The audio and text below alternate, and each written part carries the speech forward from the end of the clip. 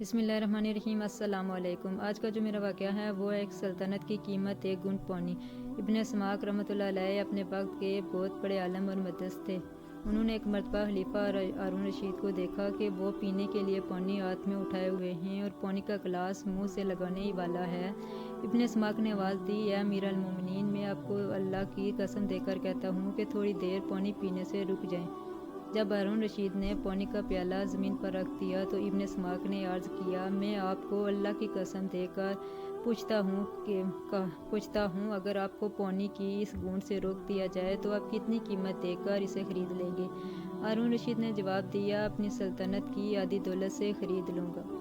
इब्न स्माक ने कहा, अल्लाह ताला आपको खैर मसरत के साथ रखे, पानी पी लीजिए।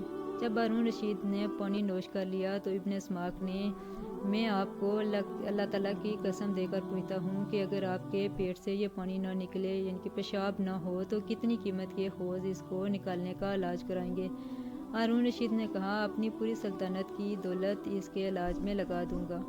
इब्न स्माक ने फरमाया, है अमीर अल मोमिनीन, बेशक आपके मुल्क पर सिर्फ एक बूंद पानी ही की फोकियत ले जा सकता है, तो फिर ज़्यादा मुनासिब यही है कि ऐसे मुल्क के असूल से बाज रहा जाए, यानी जिस मुल्क की हैसियत इतनी भी नहीं कि एक बूंद पानी का मुकाबला कर सके, तो फिर ऐसी सल्तनत की तलब में जान तोड़कर कोशिश करना फजूल है।